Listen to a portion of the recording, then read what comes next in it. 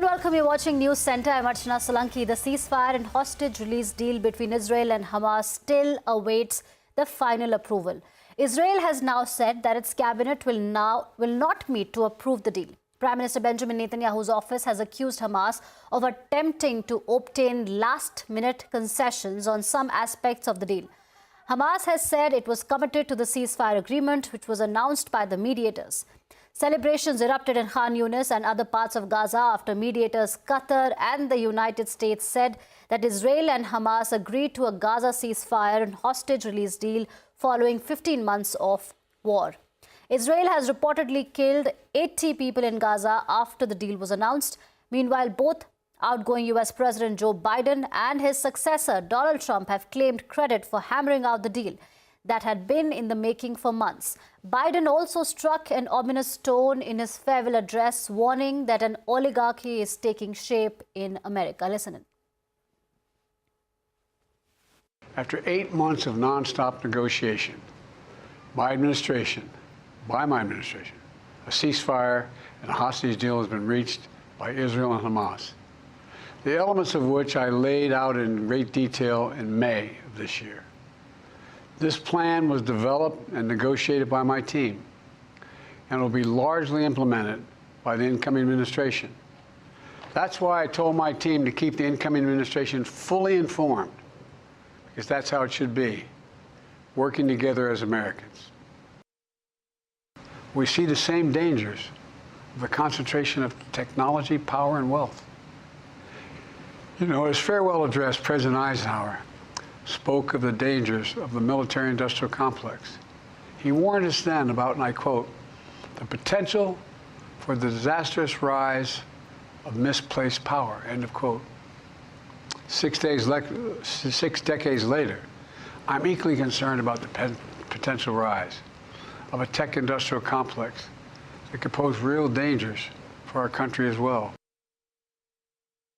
Today, an oligarchy is taking shape in America of extreme wealth, power, and influence that literally threatens our entire democracy, our basic rights and freedoms, and a fair shot for everyone to get ahead.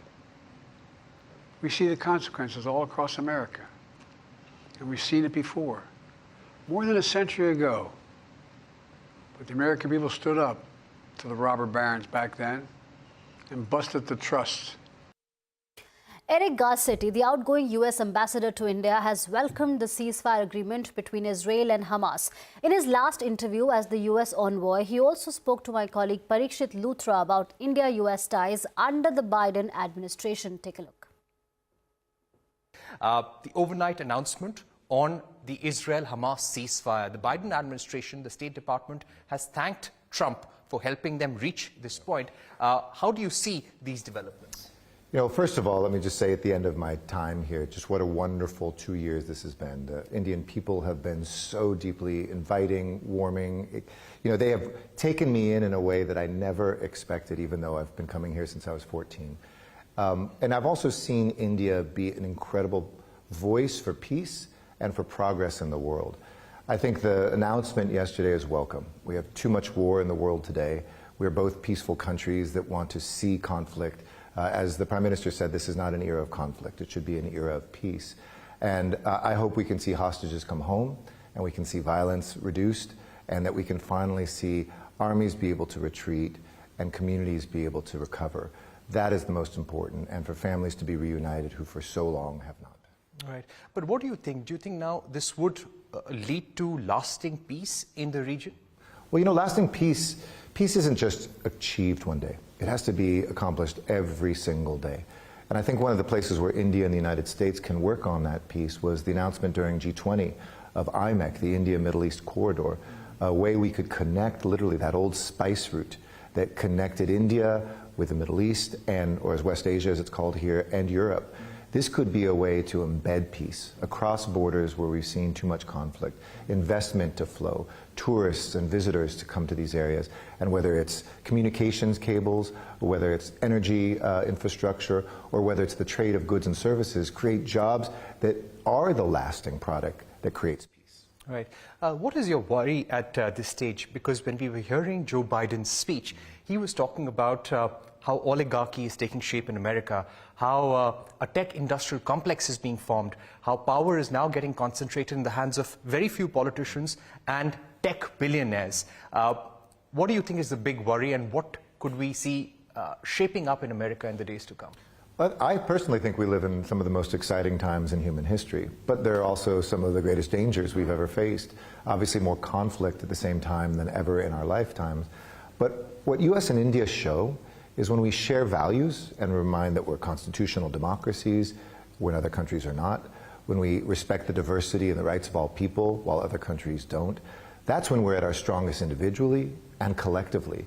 So when we see the ability, for instance, to work in Africa together, Southeast Asia, the Pacific Island countries, to be bigger than ourselves, of course to help Indians, of course to help Americans, but to think more broadly than that, that's really where the US-India relationship has a certain magic. I think in our values we want to share prosperity, not concentrate it. I think in our values we believe in democracy, not in the concentration of power. So, for instance, the I-SET initiative of critical emerging technologies is how do we use technology to connect and protect us, not to divide us or harm us. So it's a good clarion call that the president put out there. Any country, I think, probably feels the same, and it's up to citizens every single day to make sure that that prosperity is shared, never over-concentrated, and in a democracy, you got a much better shot of doing that every time you vote. As a diplomat and as a politician, what do you think Donald Trump and the people around him are trying to do? If you had to explain our viewers the importance of Joe Biden's address, the essence of what he's talking about when he warns people in America about disinformation, about oligarchy, about concentration of tech power in the hands of few billionaires, what exactly is happening, and what would you like to warn people about? Well, look, I don't think it's about an incoming administration. I think it's a general warning that we suddenly open up our phones and we think a politician's talking to us only to learn that it's AI using their face and words that they never said before. We have to guard ourselves, train our children how to find real facts, how to do their own research. And I always remind people the best weapon against changing technology is go outside and talk to real people. As a politician, I had to knock door by door in a constituency. And 99.99% of people never actually have this sort of a face-to-face conversation. That's how we save democracies. That's how we engage in our responsibilities in a democracy. And in the time in between elections, do the work that we've done here in the US and India. Find companies that will co-invest. Figure out how we can lift up the empowerment of women. Take on the climate crisis that we see in my own city in Los Angeles with fires right now, or as we've seen with floods and other things here in India. That work is too precious for us to just sit back, be passive on our couches, watching the news saying, oh, the world's turning bad. Go make the world instead of passively receive it. So Elon Musk and Donald Trump, how do you think this relationship is going to be? Well, it's certainly a dynamic one. Two very strong, very successful individuals. I've worked with Elon in Los Angeles quite a bit. I mean, I think what you have in Elon Musk is somebody who has always pushed the boundaries. I think that it's important for us to remember any one person from the richest to the poorest. In a democracy, we all should all be equal. But let's also harness the courage to not see the world the way it is. I think one thing loud and clear, no matter what political party you're a part of, the status quo isn't working for everyone. It might not be the solutions proposed of it just exploding everything is a solution. But there are certain things we all have to be able to stop defending and walk away from. For instance, the US-India relationship. For too long, and it's very true, we've said, we really like each other. We're working at a historic high. Think about record visas, record students, record trade, record defense work, record space work. But it's still not good enough. If we're going to outpace our adversaries, if we're going to redefine the supply chains of the future, if we're going to find AI that works for human beings instead of oppresses us, let's continue raising that ambition. And I think that's the dynamic we're seeing in a new administration that, you know, Elon Musk has always brought as well. And it isn't about the defense or the criticism of any one person. It's about the engagement of all of us. All right. I'd like to ask you about Biden administration's legacy vis-a-vis India. Yeah. I think this is the most pro-Indian president and administration we've ever had. And vice versa, by the way, the most pro-American prime minister and administration here in India we've ever had. And I'm sure that President Trump will want to take it the next level up from that. But President Biden told me when he asked me to become the emissary here, he said, this is the most important country in the world to me. I believe no American president ever said that in history. And that was 30 years in the making, where he saw our values are aligned, our diversity is similar, We both have constitutions. We see the same threats out there, whether it's countries that want to define the world by their might, or whether it's climate and artificial intelligence and things like that. So when the Prime Minister visited with President Biden the first time for the state visit, or his second visit actually, there was 178 different deliverables, from returning Indian cultural artifacts to launching satellites that have never been seen in the history of humanity into space, and everything in between. We're sharing our best technologies with India, we're sharing our hearts with India, and vice versa. India is teaching us so much as well.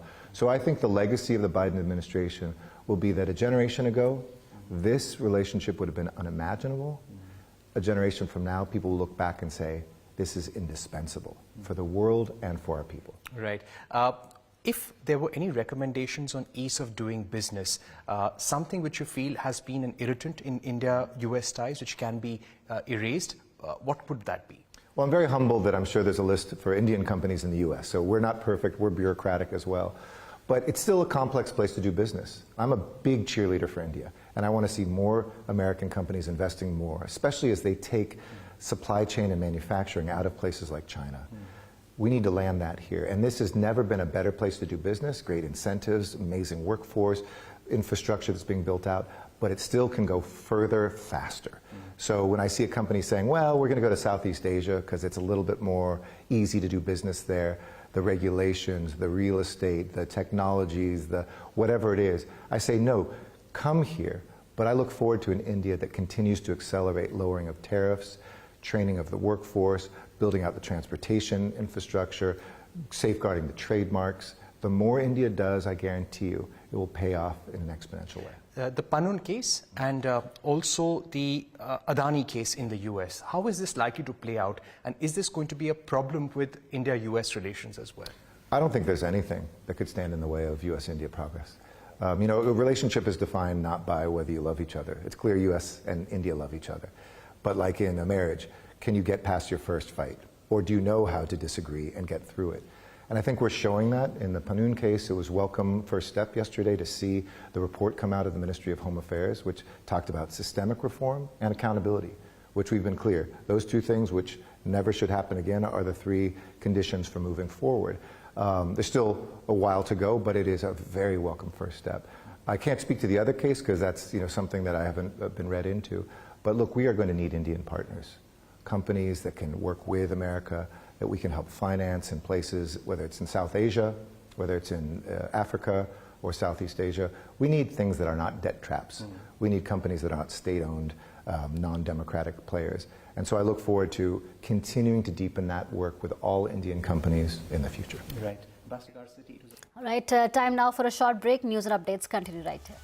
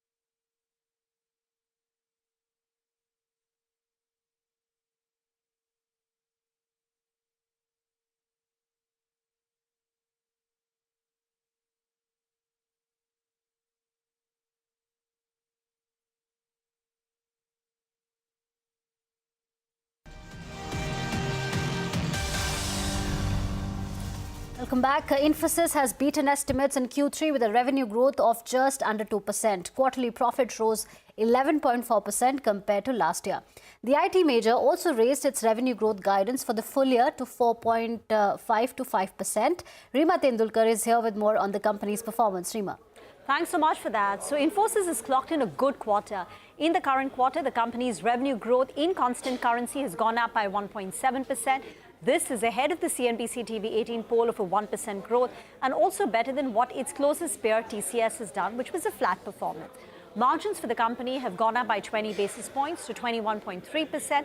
But remember, the wage hike impact only kicks in Q4 and in Q1, which means in the subsequent 2 quarters, there will be some impact of the wage hike. What helped the margin performance this time was, one, the Project Maximus, which is basically their cost-cutting initiative to try and improve their margin, plus the rupee tailwind, offset to some extent by the furloughs, which is lower working days, and even the higher pass-through of the cost, third-party cost. The company has raised the full-year revenue forecast. So the current guidance stands at 3.75 to 4.5%, and the new guidance stands at 4.5 to 5%. So the top-line revenue forecast has been upped, though the company holds on to its margin guidance of 20 to 22%. Deal wins for the company are fairly steady. The large deal wins now stand at $2.5 billion versus $2.4 billion. Hiring for the company has picked up in the current quarter. They've added more than 5,500 employees to their overall headcount, and the attrition too continues to inch up. But in the management commentary, there's one key positive takeaway. They said that in the prior quarter, it was basically discretionary demand in US financial services, which was showing green shoots. But in the current quarter, they've seen a pickup in demand in discretionary spending in Europe, BFSI, and US retail and consumer sector. So these are the 2 areas where we've seen a positive improvement in demand. One is Europe BFSI, and the other one is US retail and consumption, which is what gave them the guidance to go ahead, confidence to go ahead and raise the guidance. So all in all, it's a good quarter for Infosys. Back to you.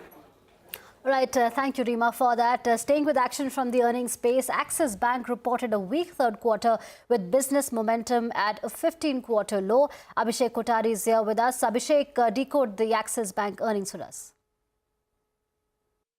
Well, to begin with Axis Bank, the business momentum is the weakest that you are seeing in last 15 quarters. Deposit growth is the lowest in last 15 quarters, coming in at 9% YOY, and advances growth is much weaker than deposit growth at about 8.8% YOY. The other income is down about 11% on a sequential basis. Operating efficiency is one of the best in last 7 quarters, with cost to income ratio being at 46.2 versus 47% sequentially. Now, this is because the overall OPEX is down about 4.7% quarter-on-quarter and grown by just 1% YOY. Operating profits are down by 1.7% sequentially.